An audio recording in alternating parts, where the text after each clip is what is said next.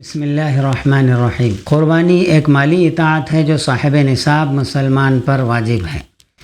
حق تعالیٰ نے اس میں بے شمار برکتیں رکھی ہیں،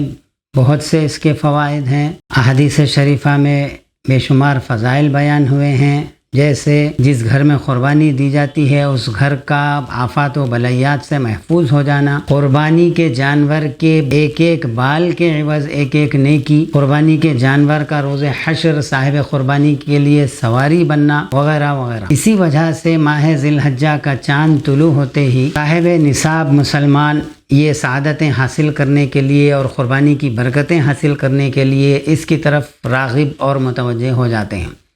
وہیں پر ایک غیر معمولی تعداد ایسے لوگوں کی بھی ہوتی ہے جو علماء کی خدمت میں حاضر ہو کے یہ سوال کرتے رہتے ہیں کہ میں مقروض ہوں تو کیا مجھ پر قربانی واجب ہوگی، میں مالی مسائل سے دوچار ہوں تو کیا قربانی دینا مجھے ضروری ہوگا، وغیرہ وغیرہ۔ ایسے حضرات کی خدمت میں ہم ایک لمحہ فکر یہ پیش کر رہے ہیں اور ان کی خدمت میں مؤدبانہ گزارش ہے کہ زندگی کے مہمات میں کتنے ایسے کام ہیں جن کو ہم سر انجام دیتے ہیں اور وہاں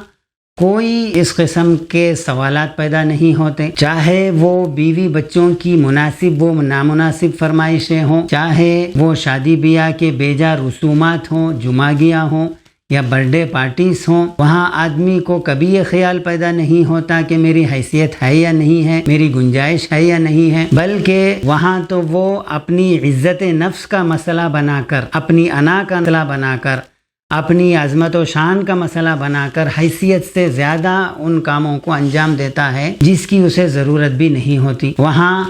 کبھی علماء کی خدمت میں حاضر ہو کے ان مواقع میں سوال نہیں کرتا کہ کیا یہ میرے لیے ضروری ہے۔ آپ دیکھیں کہ ان معاملات کی شرعی حیثیت کیا ہے۔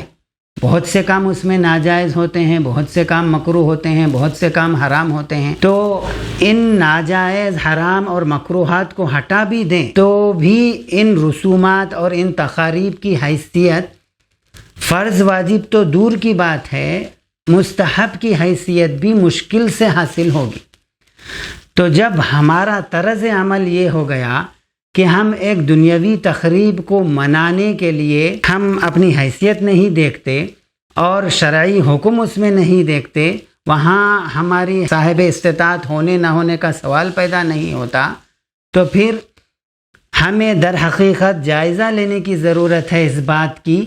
کہ ہم اپنی دنیا کو کیا اہمیت دے رہے ہیں اور اپنی دین کو کیا اہمیت۔ خدا را اپنے طرز عمل کو بدلیں، اپنی فکر اور سوچ کو بدلیں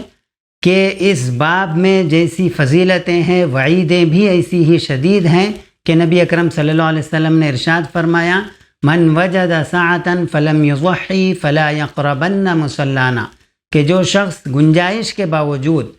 استطاعت کے باوجود قربانی نہ دے تو وہ ہرگز ہماری عیدگاہ کے قریب بھی نہ آئے۔ دوسری بات یہ ہے کہ قربانی ایک ہے قربانی کا حکم بجا لانا، ایک ہے قربانی کا مقصد حاصل کرنا۔ ہمارے معاشرے میں جس طرح بالعموم قربانی کے نظم کا اہتمام ہوتا ہے، اس سے قربانی کے حکم کی بجاوری تو ہوتی ہے لیکن مقصد سے ابھی ہم دور ہیں۔ تو اس سلسلے میں ایک مشورہ ہمارا یہ ہے کہ در حقیقت قربانی یہ ہونی چاہیے تھی کہ ہم اللہ سبحانہ و تعالیٰ کی بارگاہ میں اپنی جانوں کا نذرانہ پیش کرتے، لیکن اللہ سبحانہ و تعالیٰ نے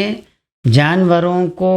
ہماری جانوں کا بدل قرار دیا، ہم پہ رحم فرمایا، کرم فرمایا، احسان کا معاملہ فرمایا۔ تو ہماری شریعت کی جو تعلیم ہے هل جزاء الاحسان الا الاحسان، احسان کا بدلہ احسان ہی ہونا چاہیے۔ ہم حق تعالیٰ کے احسان کا بدلہ تو ہرگز ادا نہیں کر سکتے، لیکن اس کے شکر کی راہ ضرور اختیار کر سکتے ہیں۔ اس کی ایک ترکیب یہ ہو سکتی ہے کہ ہم جانور قربانی کا کچھ عرصہ پہلے خرید لیں، نہ یہ کہ عید سے ایک دن پہلے، 2 دن پہلے، کچھ عرصہ پہلے جانور خرید لیں، مثلا 5 دن پہلے، 1 ہفتہ پہلے، 10 دن پہلے، اور اس وقت دل میں ہرگز یہ خیال نہ ہو کہ یہ جانور قربان کرنا ہے، گھر میں اس کو لائیں،